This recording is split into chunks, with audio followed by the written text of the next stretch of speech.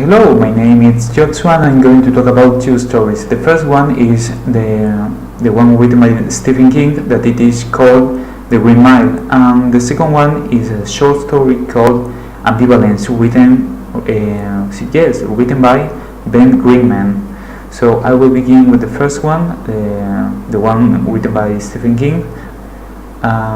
It is developed on the main character is Paul, an old man living in a nursing house, a very well-known old man who started to write and to talk with a friend about the work he had on 1932 on the Green Mile as a guard.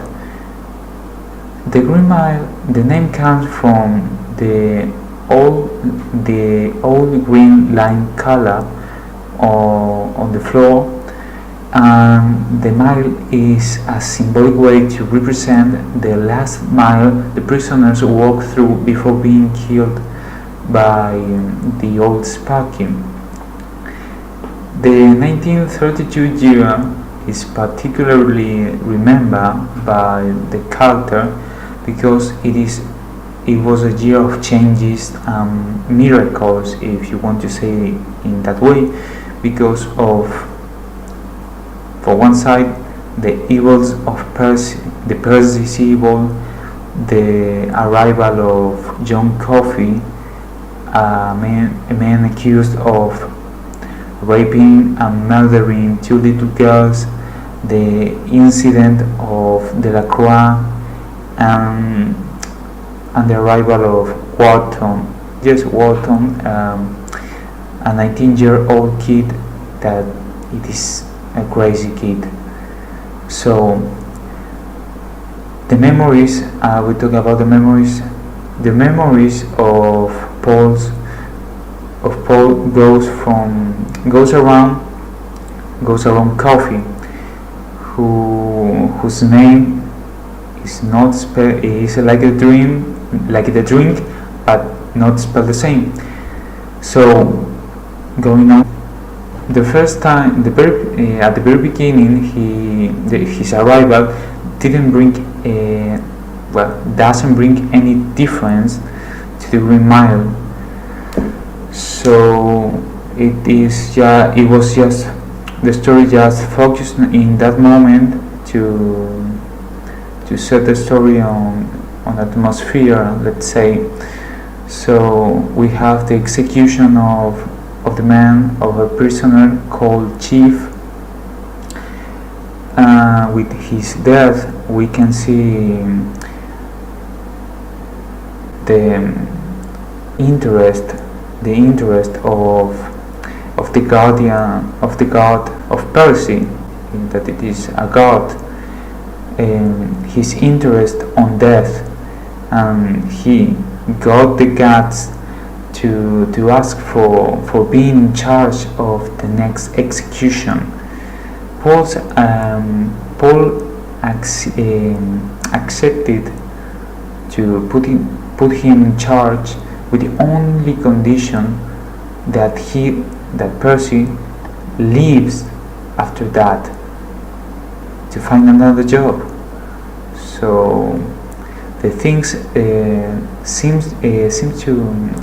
to improve, to get better. Even when Delacroix got a circus mice, little mice, Percy arrived and backed the idea of bringing a cigar box to let the mice dream sleeping there. So it was nice to see Percy acting like a normal person and not such an idiot, let's say. So, well, the things get worse with the arrival of Wharton, when he pretends being doped, but they just didn't figure it out that he wasn't dogged at all. So Walton put the chains on the guardian Dean and choked him. Then Paul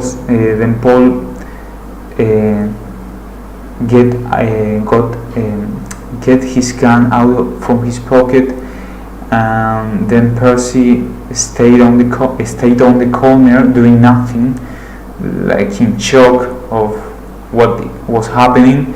And then the arrival of Brutal, another guard, who knocked Walton out.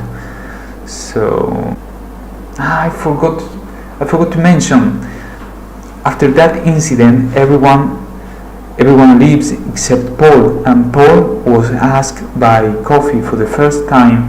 Coffee was talking, so he was asked to enter to his cell, to the Coffee cell, because he needed to tell something. He needed to tell him something. So Paul, although it was prohibited to enter to a prisoner cell, he entered, and after Coffee touched him, his urinary infection just disappeared magically. So that was the first miracle in the Green Mile.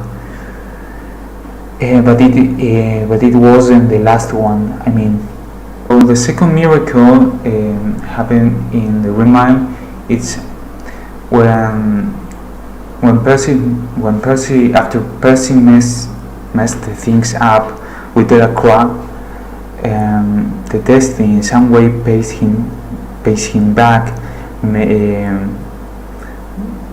by being dragged or trapped by Walton, making him literally pissed off. So seeing Delacroix laughing of that incident that Percy suffered resulted in Percy taking revenge with his foot and smashing the little mice of him. But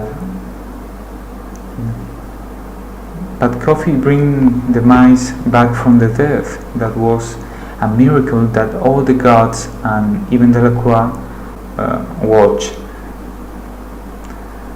And the third and last miracle that John Coffey did was take out the evil, the tumor of the warden's wife.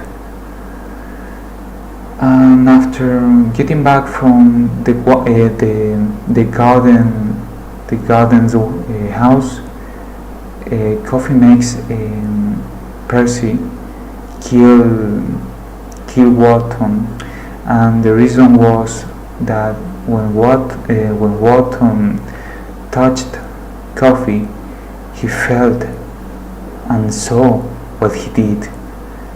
He saw that he killed that two little girls, and after Percy killed Walton while he was sleeping, he was repeating on his cell, "He is a bad man."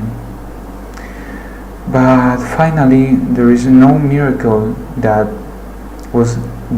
saves John. He ended being executed, and the story ends with Paul confessing all the story to his friend on the nursing house, and showing her the little mice that has been with him for all these all these years. But unfortunately, the mice dies just after he finished telling the story, and that's it. The theme of the story, let's say, it is death, beauty, and simplicity. Because of the simplicity of everything, of being happy with just a few things like love, death, because the story is about death. The Green Mile is a farm of death, but also of hope. Ambivalence. The theme of this story is about messages, about communication. I mean, during the whole story, there are messages, implicit messages on like codes, hidden on the symbols. So the story begins with a man with panels, I guess, yes, panels, who is called by a thin woman who is not his fiancée to pass his last night as a single man. So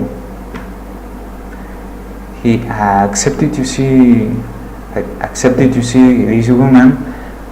He invited her to his apartment, and she came. She went into his apartment with a suitcase where she brought some canvas, some pictures, things of art. So after a while, they were sitting on the couch watching the TV without volume. She started to talk about conspiracy things, like secret codes and secrets of the country. So after that, it was always related to codes, messages, encrypted things. So she showed him up two canvas. Then this is important. She asked him about the color of each canvas.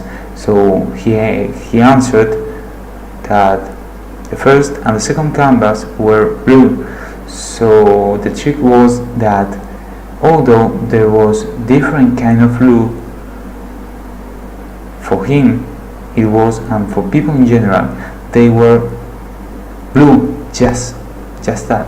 So that implies the topic ambivalence, that the same thing can have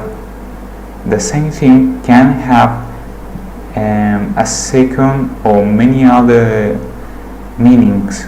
On with the story, they passed the night together.